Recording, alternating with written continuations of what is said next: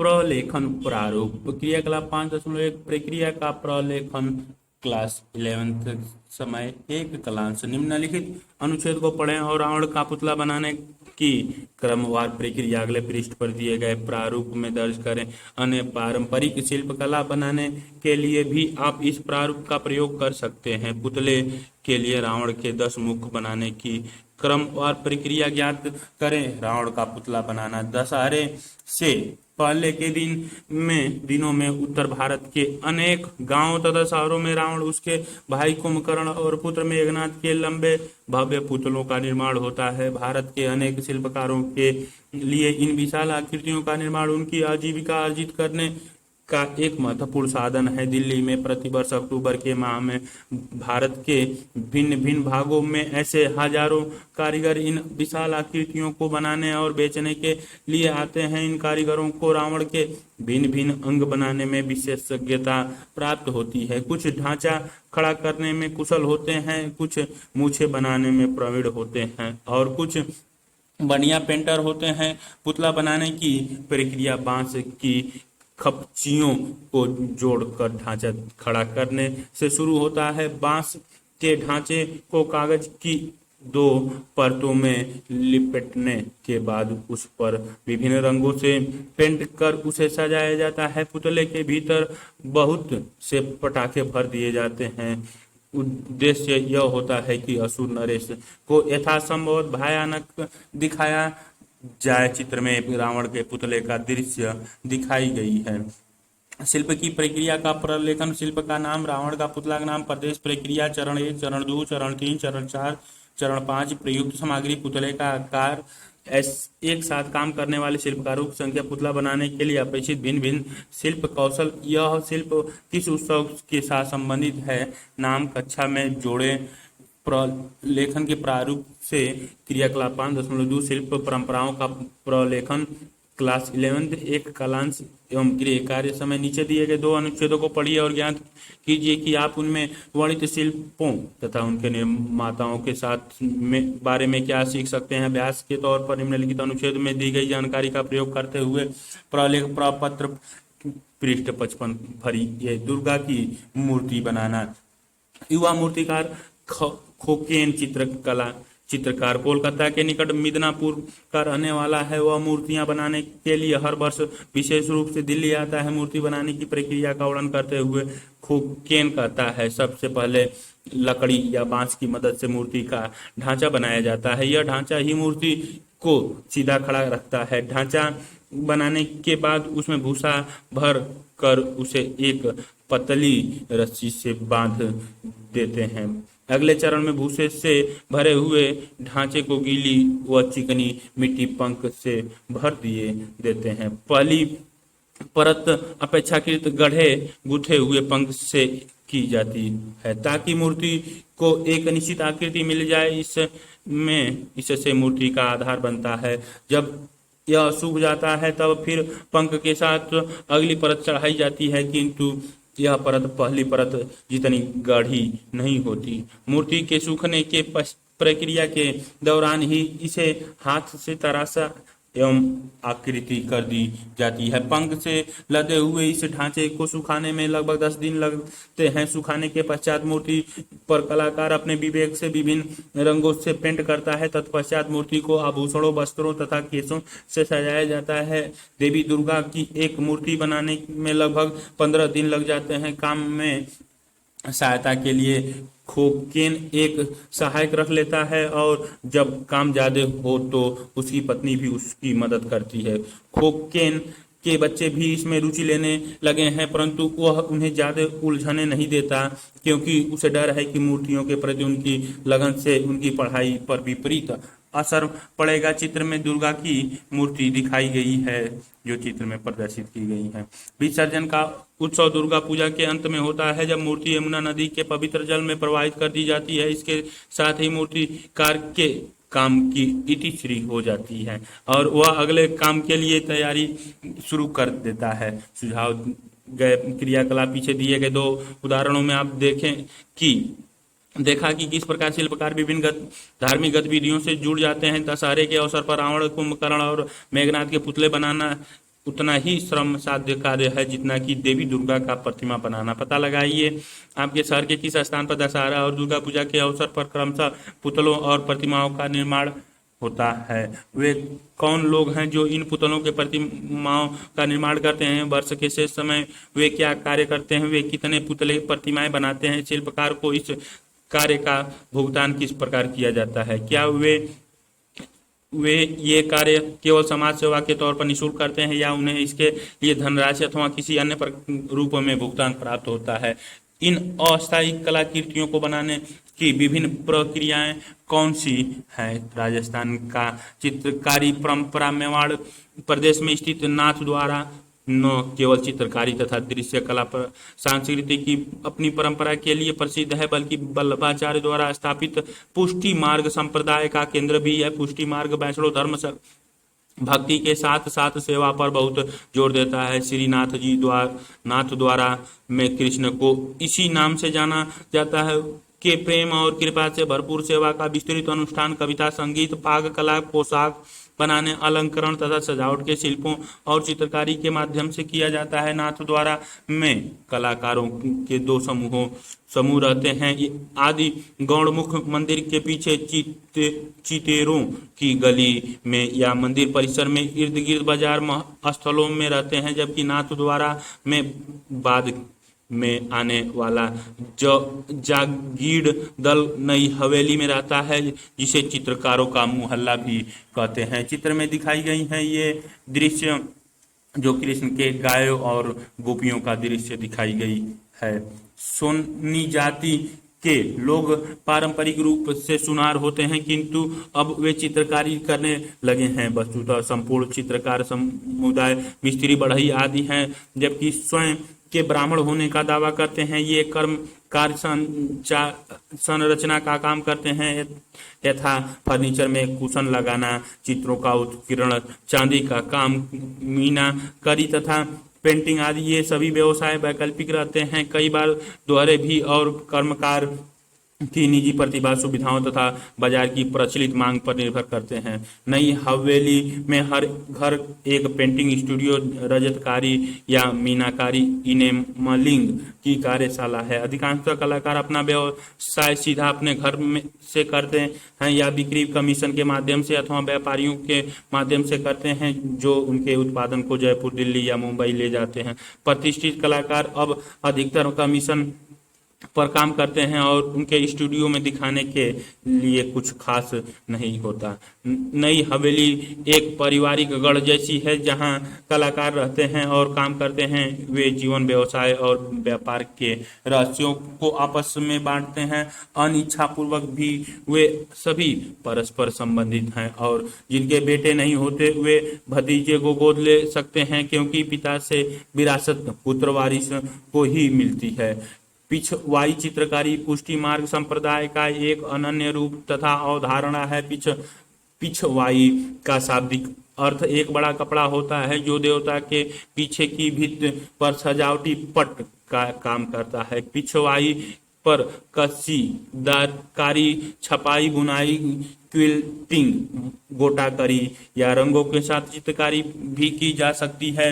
इन पिछवाई कलाकृतियों में कलाकारों द्वारा श्रीनाथ जी को सजाने और संवारने की तीव्र उत्कंठा होती है, जिसमें श्रीनाथ जी का लवण या और पुष्टि भी व्याप्त हो जाए। इसका एक अन्य नाटकीय पहलू भी है, जिसमें हवेली के समांतवादी अनुष्ठानों के बीच देवता भी विराजमान होते हैं। पिछवाई की चित्रकारी के अंतर्गत मेवाड़ और आसपास के प्रदेशों की विशिष्ट चित्रकला शैली के दर्शन होते हैं। पिछवाई का आकार 3 मीटर ऊंचे तथा चौड़े तक यहाँ या इसमें भी अधिक हो सकती है। पिछवाई वर्गाकार हो या आयताकार, उसके मध्य भाग में ही श्रीनाथ जी अंकित किए जाते हैं। 19वीं शताब्दी में और 20वीं शताब्दी के प्रारंभ में पुष्टि मार्ग व्यावसायिक चित्रकारी का सामंतवादी राजपूत प्रसर के बीच त्रिपक्षीय परस्पर संबंध विकसित हुआ।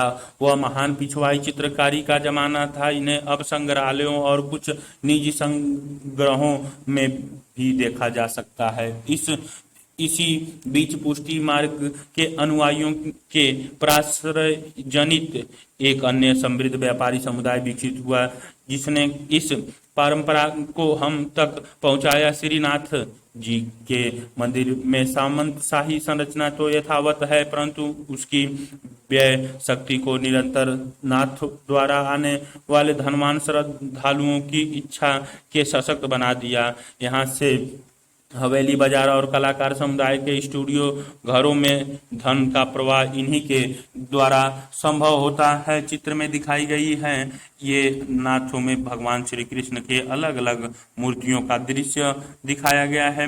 नाथ द्वारा की चित्रकारी मात्र धार्मिक नहीं है, इसकी शिल्पशालाओं में हर प्रकार के विषय तथा शैलियों की चित्रकारी का आवागमन हो चुका है। नाथ द्वारा की भूदृश्य चित्रकारी चित्रकला की बहुत लोकप्रिय शैली थी, जिसमें हरे भरे वृक्षों और बेल बूटों की भरमार हुआ करती थी। इस प्रकार के चित्रों को आगंतुकों को सस्ते स्मृति चिन्हों के रूप में बेचा जाता था। गत कुछ वर्षों में यहाँ पर पारंपरिक राजपूत शैलियों और मुगलों के अंतिम चरणों की शैलियों का पुनर्जागरण होता दिखाई देता था। इस पुनर्जागरण के कुछ असाधारण पहलू हैं।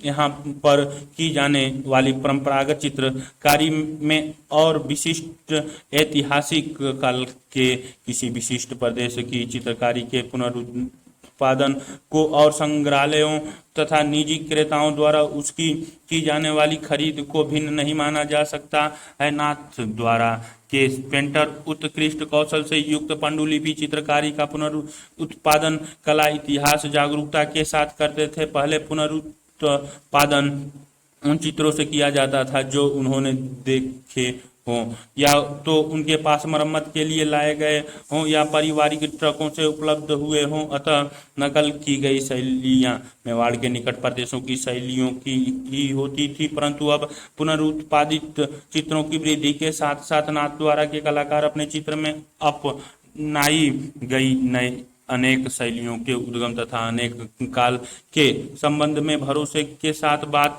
करते हैं। फिर भी यह मानना होता है कि इन चित्रों में मौलिकता के प्रयास अधिक नहीं किए गए। ये आकृति तथा चेहरे के प्रकार चेष्टाओं मुद्राओं तथा भूदृश्यों का मिश्रण बन गए थे, जो परिचित और पहले से ही विदित थे।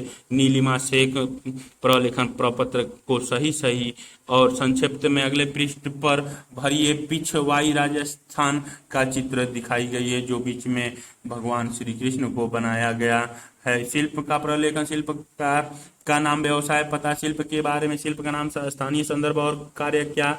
यह किसी विशेष अवसर पर बनाए जाने वाला शिल्प है। इस प्रक्रिया में कितना समय लगता है। शिल्प के निर्माण की प्रक्रिया चरण 1, 2, 3, 4, 5, 6, 7, 8, 9, 10 चरण तक होते हैं। कौन सी सामग्री का प्रयोग किया जाता है, कितने प्रकार की शिल्पकार लगाए जाते हैं, किन औजारों का प्रयोग किया जाता है, शिल्प की उपयोगिता, शिल्प को उपयोगी बनाने के लिए उसका डिजाइन कैसे तैयार किया जाता है। इस शिल्प से जुड़ी हुई मौखिक परंपराओं, कल्पनाओं और दंत कथाओं का वर्णन कीजिए। शिल्प के प्राश्रय का बदलता हुआ स्वरूप, अपना समुदाय, अपना व्यवसाय क्यों और कैसे बदलते हैं। शिल्प ने बाजारों को बदलती हुई जरूरतों के साथ कैसे रूपांतरण किया जाता है। नाम और क्लास लिखें। बातिक कार्य, लघु कार्य के लिए सुझाया गया विषय। पुस्तकालय, इंटरनेट से या किसी कलाकार से भेंट वार्ता करके बातिक कार्य की प्रक्रिया ज्ञात कीजिए। नीचे चित्रों में श्रीलंका की महिलाओं को बातिक बनाते हुए दिखाया गया है। वातिक नाथ की प्रक्रिया के प्रत्येक चरण और उनके द्वारा प्रयुक्त की गई सामग्री तथा उपकरणों के लिए शीर्षक लिखिए। चित्र में दिखाई गई इनके लिए आप बातिक श्रीलंका का दृश्य, जो बातिक से जुड़ता हुआ श्रीलंका में दृश्य दिखाई गई है। ये चित्र अलग अलग दिखाई गई हैं। इसमें काफी अलग अलग तस्करियां दिखाई। क्रियाकलाप 5.3 शिल्पकारों की शिल्पकला के का महत्व। क्लास 12 से एक समय एक क्लांश या गृह कार्य निम्नलिखित अनुच्छेदों में दी गई जानकारी का प्रयोग करके उन प्रश्नों की एक सूची बनाइए जो आप राजस्थान के पढ़ चित्रकलकार से भेंट वार्ता में पूछेंगे। भारत में कथा वाचन की कला में संगीत, नाटक, नृत्य, चित्रकारी, शिल्प आदि सभी कलाओं का सम्मिश्रण पाया जाता है। उदाहरणतः किसी चित्रित फंड के सामने भोपा राजस्थान की एक विशेष जाति। पाप्पू पाप्पू जी की फंड बचाता है। इन विशाल कुंडलित फर्शों पर मूछ वाले पुरुष की प्रमुख आकृति पाबूजी की होती है और भोपी हमें राजस्थानी वीर पाबूजी की कथा सुनाते हैं। पाबूजी से आकार में कुछ छोटे उनके चार साथी उनके सामने बैठी हुई मुद्रा में चित्रित किए जाते हैं। उनकी प्रसिद्ध घोड़ी काली केसरी का महत्वपूर्ण स्थान बैठे हुए योद्धाओं के नीचे दिखाया गया है। प्रत्येक फंड सामान्यतया बहुत बड़ी होती है, कुछ विशेष रूप से 18 फुट लंबी और 3.5 फुट चौड़ी तक भी हो सकती है। इस फंड की पृष्ठभूमि के आगे राजस्थानी कथावाचक भोपा और उसकी पत्नी भोपी युगों पुरानी वीर गाथाएं गा बजाकर सुनाते हैं। पाबूजी की यह कहानी तर्क संगत क्रम में चित्रित न होकर फंड में इधर उधर बिखरी होती है। एक फंड 50 से अधिक वर्ष तक चलती है। इसे चित्रित करने के लिए प्रयुक्त किए जाने वाले प्राकृतिक रंगों पर ग्रीष्म ऋतु की गर्मी, मानसून की आर्द्रता और शीतकाल की सर्दी का कोई प्रभाव नहीं पड़ता। चित्र में ये भोपा और भोपी का चित्र दिखाई गई है जो पाबूजी का फंड राजस्थान में बजाते हुए दृश्य में दिखाया गया है। अनुष्ठान और कथावाचन का गहरा संबंध है। यह फंड निर्माण की प्रक्रिया से स्पष्ट हो जाता है कि एक नया फंड बनवाने के लिए भोपा भीलवाड़ा जाता है, किंतु जाने से पूर्व वो अपने पुराने फंड को कोलू मंडल के मंदिर, जिसे पाबूजी का जन्म स्थान माना जाता है, में छोड़ देता है या उसे विधि पूर्वक पुष्कर झील में विसर्जित कर देता है। जब फंड पर चित्रकारी की जा रही हो तब भोपा कई दिन चित्रकार के साथ बिताता है। नए फंड से होने वाली आय उसे किसी मंदिर में बाबूजी को भेंट करनी होती है। पाबूजी की संपूर्ण कथा कभी भी एक स्थान या एक बार में नहीं गाई जाती है। इसी गीत के विभिन्न अंग अनुष्ठान के अलग अलग अवसरों पर गाए जाते हैं। जब भोपा रावण हत्या को बजाता है और कथा को गाता है तब उसकी पत्नी फंड पर विशेष घटनाक्रम को उजागर करने के लिए एक लालटेन लेकर घूमती है। लालटेन की टिमटिमाती रोशनी से गाढ़े रंगों में पेंट की हुई आकृतियां सजी हो उठती हैं। उसके साथ होती है भोपा के मधुर कंठ से निकलती हुई गाने की धुन और श्रोताओं की श्रद्धा जो उस कथा को कई बार सुन चुके होते हैं। भोपा जिसे रावण हत्थे को बजाता है वह राजस्थान का सर्वाधिक लोकप्रिय तंतुवाद है। कहा जाता है कि लंका के राजा रावण ने इसे अपने हाथों से बनाया था, अतः इसका यह नाम रावण हत्था पड़ा। इसे सारंगी का पूर्व रूप भी माना जाता है। यह नारियल के आधे खोल पर मढ़ी, झिल्ली और बांस की एक छड़ी तथा धातु के तार से बनता है। इसे 1 गज से बजाया जाता है, जिस पर घंटियां लगी होती हैं। फैजल अल काजी और प्रीति जैन जयपुर की खोज अभ्यास उपयुक्त अनुच्छेद को पढ़िए। निम्नलिखित प्रश्नों के बारे में प्रश्नावली बनाई। शिल्प प्रस्तुत, इसके साथ जुड़ी हुई रस्में प्रस्तुत में प्रयुक्त संगीत और वाद्य शिल्पकारी और उसका परिवार रावण हत्था चित्र में दिखाई गई हैं और बजाता हुआ व्यक्ति का दृश्य दिखाया गया है। क्रियाकलाप 5.4 शिल्प की अवधारणा की समझ क्लास 12 एक कलांश या गृह कार्य समय से। शिल्प का अर्थ वे विशिष्ट गतिविधियां हैं जो मुख्यतः साधारण औजारों और हस्त कौशलों, साथ ही शिल्प प्रक्रियाओं के स्थानीय और पारंपरिक उपयोग से विशिष्ट द्रव्यों को उत्पाद में परिवर्तित करने से संबंधित होती है। गतिविधियां प्रायः शिल्पकार कहलाने वाले लोगों के आर्थिक क्रियाकलापों का मूल होता है। भारत में पीढ़ियों से अपनाए जा रहे पारंपरिक शिल्पों का क्षेत्र बहुत व्यापक है। इसमें परंपरा, मूल तथा सांस्कृति के सूत्र परस्पर अभिन्न रूप से गुथे हुए हैं। भारत के ये विभिन्न कला रूप मोटिफ तथा शिल्पकारिता के सजीव रूप हैं जो हमारी पारंपरिक विरासत की पैतृक धरोहर और भंडारण हैं। शिल्प पारंपरिक शिल्प की समझ लोक साहित्य, लोक भाषा तथा संवेदनशीलता किसी भी शिल्प के महत्वपूर्ण घटक होते हैं। शिल्प के अंतर्गत प्रयुक्त सामग्री से प्राप्त रूपों, बनावटों, रंगों, तकनीकी में संस्कृति का मूर्त रूप दिखाई देता है। इनमें से प्रत्येक विशिष्ट प्रादेशिक लक्षणों युक्त शिल्प कला दीर्घ अवधि के दौरान विकसित हुई है, जिनकी पहचान विशिष्ट शैलियों और प्रयुक्त तकनीकों द्वारा की जा सकती है। पारंपरिक शिल्प उत्पादों में उपयोगिता के साथ साथ सौंदर्य और रचनात्मकता भी उनका अभिन्न अंग होते हैं। क्रियाकलाप इस अध्याय में दिए गए उदाहरणों से शिल्पकला की जांच 5 अलग अलग परिभाषाएं खोजिए। उस सूची में अपनी परिभाषाएं भी जोड़िए। सजीव भारतीय शिल्प परंपराओं के जटिल अनुशासन को समझने समय जिन पहलुओं पर विचार करने की जरूरत होती है उनकी सूची बनाएं, यथा शिल्प का इतिहास। क्या आप इस सूची को प्राथमिकता के क्रम में व्यवस्थित कर सकते हैं? उन शिल्प उत्पादों की सूची बनाइए जो एक ही द्रव्य मटेरियल से बने हो, यथा पत्थर, कागज या धातु आदि। निम्नलिखित उदाहरण देखिए। मृदा पौधों के लिए पात्र भंडारण, दिवाली के दिए, खिलौने, धार्मिक लघु मूर्तियों चित्र में दिखाई गई है। ये मिट्टी के बने हुए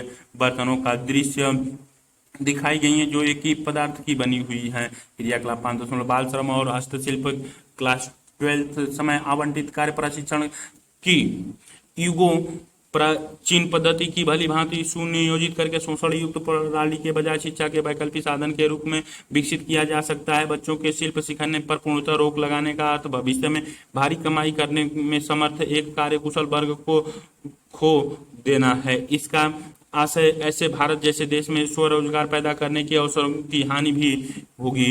यह जहां बेरोजगारी बढ़ रही है और ग्रामीण युवाओं विशेषकर घर पर रहने वाली महिलाओं के लिए रोजगार के अवसर बहुत कम हैं। हालांकि 15 वर्ष से कम आयु के हर बच्चे को स्कूल जाना चाहिए, तो भी घर पर रहते हुए वह अपना पारिवारिक शिल्प सीख सकता है। दुर्भाग्यवश भारत में शिल्प क्षेत्र में प्रायः होता यह है कि शिल्पकार का बच्चा या तो निरक्षर कर पैतृक कौशल सीखे और इस प्रकार परिवार की आय में योगदान करे, या अपने परंपरागत शिल्प को छोड़कर स्कूली शिक्षा प्राप्त करे। हो सकता है कि स्कूल की औपचारिक शिक्षा उसे भविष्य में कोई भी काम कर सकने की योग्य न बनाए। रणथंभौर में गांव के स्कूल का अध्यापक केवल दैनिक हाजिरी रजिस्टर पर हस्ताक्षर करने के लिए ड्यूटी पर आता है और फिर पर्यटक पथ प्रदर्शक के रूप में कार्य करने के लिए जंगल में चला जाता है। बाल श्रम के संदर्भ में मूल मुद्दा गरीबी नहीं है, जो प्रायः उसके औचित्य के रूप में बताई जाती है। विचारणीय यह है कि क्या बच्चा के लिए वैकल्पिक शैक्षिक अवसर उपलब्ध है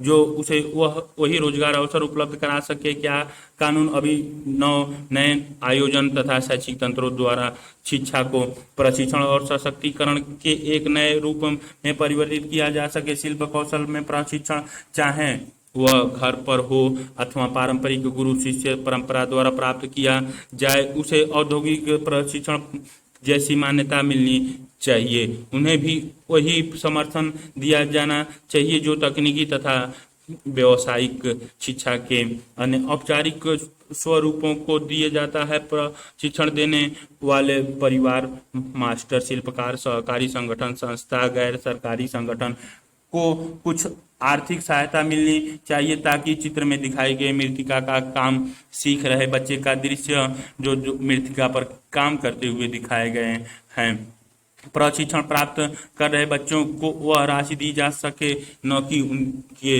नियोक्ता एम्प्लॉयर को। अन्यथा प्रलोभन के वशीभूत होकर बच्चों को कौशल सिखाने के बहाने उनसे बधुआ मजदूरी कराई जा सकती है। जैसा उत्तर प्रदेश और आंध्र प्रदेश में पीतल उद्योग पारिवारिक व्यवसाय से हटकर एक थोक निर्माता गतिविधि असेंबली लाइन बन गई है। कालीन उद्योग भी ऐसा ही एक अन्य उदाहरण है। यद्यपि अंतर्राष्ट्रीय दबाव और कानून ने स्थिति में कुछ सुधार किए हैं। उदाहरणतः एक मार्ग स्माइलिंग कॉर्पोरेट अभियान संकल्पना या अनुप्रयोग की दृष्टि से संपूर्ण न होते हुए भी आगे की रणनीतियां विकसित करने के लिए एक ऐसा मॉड्यूल बन गया है। शिल्प कौशल को व्यावसायिक प्रशिक्षण के अन्य स्वरूपों के बराबर दर्जा दिया जाना चाहिए। विशेषतः पारंपरिक शिल्प पॉकेटों में इनमें विधिवत संरचित पाठ्यचर्या अवश्य होना चाहिए। प्रशिक्षकों या माता पिता को कौशल सिखाने के लिए भुगतान किया जाना चाहिए ताकि बच्चों का प्रयोग बेकार श्रमिकों के रूप में न हो पाए। पारंपरिक शिक्षा के लिए सुविधाएं उपलब्ध कराने के साथ साथ यह भी आवश्यक है कि पारंपरिक कौशल सिखाने और शिल्प उत्पादन के कार्य संरचना के अनुसार समय और सत्र तय किया जाए। अधिकांशतः युवा शिल्पकार स्कूल नहीं जाते क्योंकि स्कूल का समय तथा स्थान उसके परिवार शिल्प कार्यों को असंभव बना देते हैं। अधिकतर शिल्प उत्पादन प्रायः एक मौसमी धंधा होता है और बाजार की मांग के अनुसार घटता बढ़ता रहता है। स्कूल के सत्र तथा पाठ्यचर्या को तदनुसार व्यवस्थित किया जाना चाहिए। भारत जैसे विविधतापूर्ण और बहुआयामी देश में कोई अकेला समाधान या क्रिया विधि नहीं हो सकती और हमें शिल्पी परिवारों के बच्चों के लिए ऐसे समाधान ढूंढने की जरूरत है कि वे शिल्प कार्य भी सीख सकें और स्कूल भी जा सकें। स्कूल में शिल्प कौशल सिखाने और किसी कुशल शिल्पकार के साथ काम करने में क्या अंतर है, चित्र में दिखाई गई है। बच्चों को शिल्प सिखाते हुए पतंग बनाना सिखाते हुए स्कूली बच्चों का दृश्य दिखाई गई है। क्रियाकलाप 5.4 शिल्प समुदाय के बच्चे क्लास 12 समय क्षेत्र अध्ययन शिल्प कर्मियों के बच्चे कार्यशाला के वातावरण में पलते हैं, सजीव परंपरा से प्रभावित हुए अनजाने ही रूपों, प्रतीकों और तकनीकों से परिचित हो जाते हैं। ज्ञान का संचरण माता पिता से बच्चों को और मास्टर शिल्पकार से शिक्षु को होता है। शिल्पकार एक डिजाइनर के साथ साथ शिक्षक भी होता है।